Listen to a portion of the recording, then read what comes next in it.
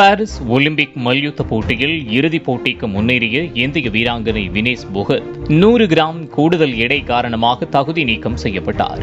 இந்நிலையில் வினேஷ் போகத்தின் பயிற்சியாளர் ஓலர் அகோஷ் எடை குறைப்பு குறித்து தனது சமூக வலைதளத்தில் பதிவிட்டுள்ளார்.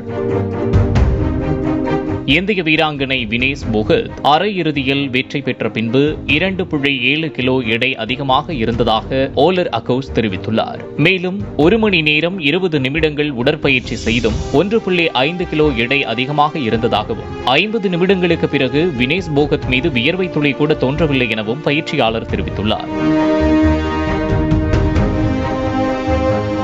2-3 நிமிடம் மட்டுமே ஓய்வு எடுத்துவிட்டு வினேஷ் போகத் தொடர்ந்து கடினமாக உடற்பயிற்சி செய்வதை பார்த்த பின்பு நான் அவர் இறந்து விடுவாரோ என நினைத்து பயந்து விட்டேன் என சமூக வலைதளத்தில் பயிற்சியாளர் ஓலர் அகோஷ் பதிவிட்டுள்ளார். பின்னர் ஓலர் அகோஷ் அப்பதிவை நீக்கியதும் குறிப்பிடத்தக்கது.